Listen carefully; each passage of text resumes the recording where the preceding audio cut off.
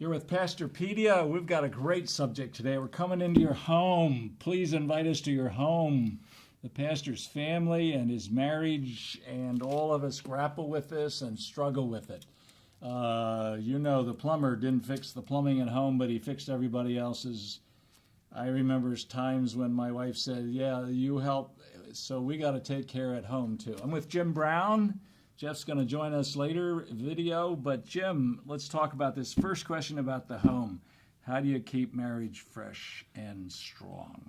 Well, it's a daily job, and you have to fight for it and work for it. One of the things I did early on, I had a veteran pastor share with me along these lines. If you look at my business card, and it's that balance, it says husband, father, pastor. And I've often said that... It's on your card? It's on my business card, in that order. And I've often said that if I failed as a husband and I failed as a father, then I failed as a pastor. So I work hard at prioritizing that. I don't want to lose my marriage or lose my family and win the church. Yeah. So it's a daily struggle. And you see it and it reminds you, but people in your church see it and they're reminded too if they see your card, or other people. Yes. It's interesting too. It's like anything. You have to prioritize it, and you have to exercise all the things that you preach. Grace and love and forgiveness. For Ann and I, we work hard at finding moments that it's just us alone. Like even on my day off, Monday, that's our day to work hard at connecting, reconnecting.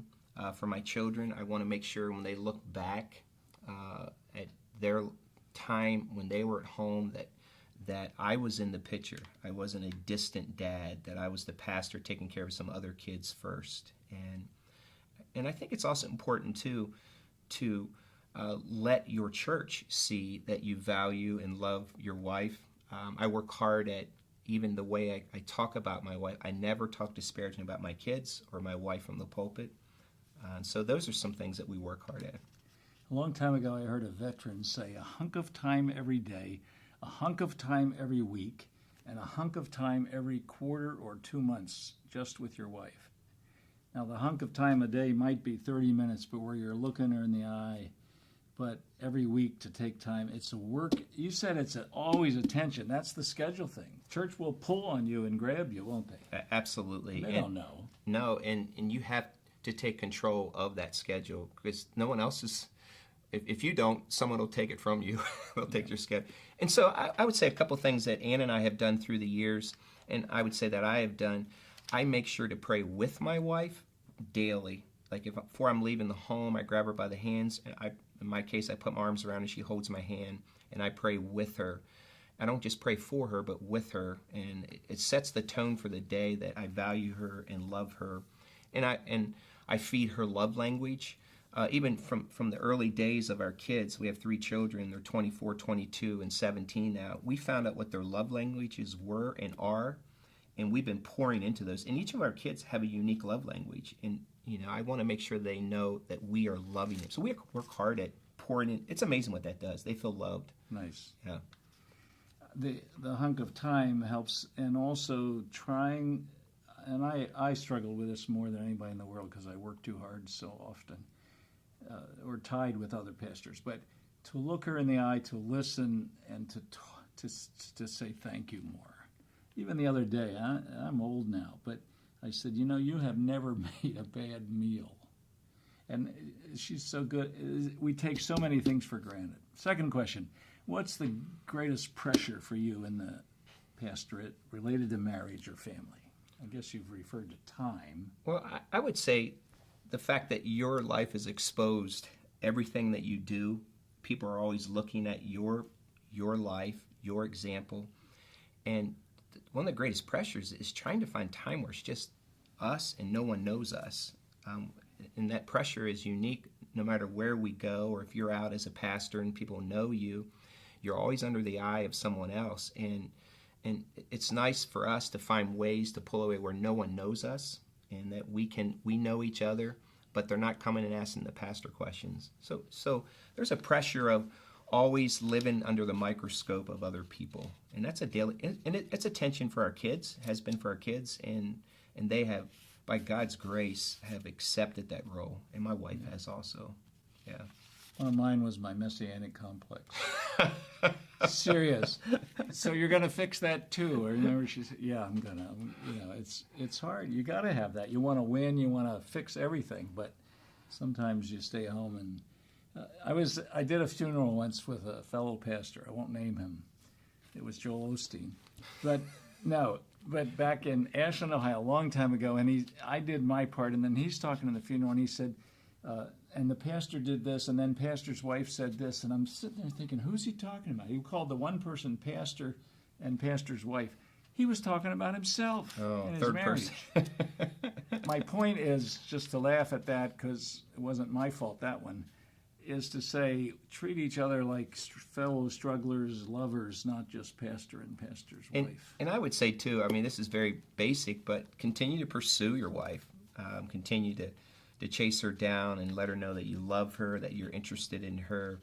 Feed that part of her that she's important. Look at her when she walks into the room in a group of people at your church. Eyeball her. Let her know that you saw her, that she's more important. My office is always open. My kids always have access. My wife has access. No one else has it like they do. No matter what I'm doing, they can come to my door. I want to let them know that they are more valuable in my eyes at that point of their life than anything else. I tell pastors, every marriage reception or wedding reception, go over and stand with your wife and put your arm around her. Even if it's for 5 minutes, you're telling her, I love you, and you're telling everybody else, we're together. And sometimes greet together. People will pull you apart, and that's okay. Any other suggestions on marriage, just random? Yes, I have one. Go ahead. Master schedule. A hobby horse. But you got to know what your week is and put in times with kids. When our kids were little, I would do one-on-one with them, 90 minutes every week. Master schedule with your wife and times, and you got to get away sometimes. What else? All the basic thing, time, listen, be a good listener. Don't try to fix everything with my wife, and let her know that she's not just another church member, and that you have the answers to everything. Treat her differently. And I think listening, that's always a challenge for me, is to take time and listen to my wife. I could do a better job there, but when I do, she values that.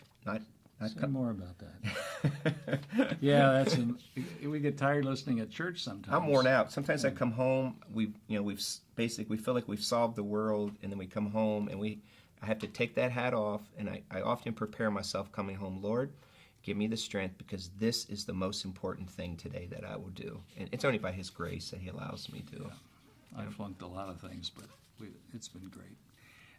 Jeff's going to add some thoughts. Jim Brown, Newt Larson, Pastorpedia on marriage. Please read the notes. They're long, but you'll get them and maybe get some help, and we're all going to keep at it. Thank you very much.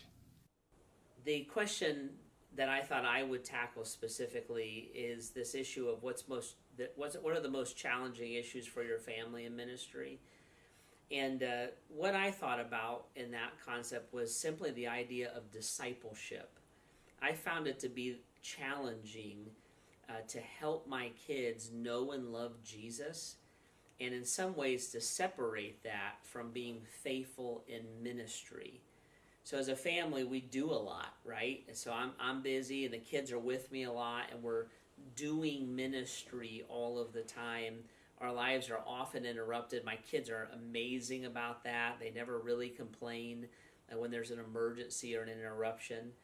But I want them to have a clarity about what it means to know and love Christ, and then allow that to empower and motivate their ministry, not just to look and say, well, doing ministry is what it means to know and love Christ.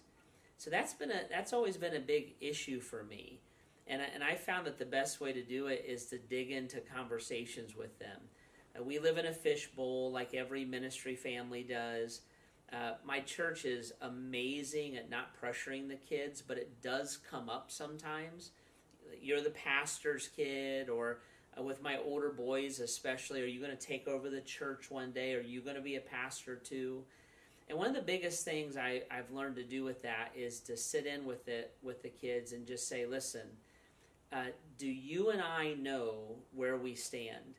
Do you know that what I want most is for you to know and love and follow Jesus? Do you know that I am not pressuring you to take over the church or to be a pastor? Do you know that you don't have to be a pastor to know and love and follow Jesus or even to serve Jesus? And I've really worked hard, and Heidi has really worked hard of helping our kids know that we want them to know Christ. If Christ calls them to ministry, then we would be thrilled. If Christ calls them to ministry via the marketplace, then we would be thrilled. If they serve Jesus in ways differently than we would serve Jesus, as long as they're serving Jesus, we would be thrilled. And I just found that I have to get into that deep relationship with them to help them sort that through. But that was a unique challenge. I didn't expect that, because the outplay of my love for Christ is pastoring. And I never had been a dad before, so I never really did the math. And I found that has been a challenge, and that has been the solution that seemed to work the best. And it's something that I'm really committed to as a father who is in the ministry. It's not my kids' fault what their daddy does for a living. And so I want to help them sort that through and be committed to them as they take that spiritual journey.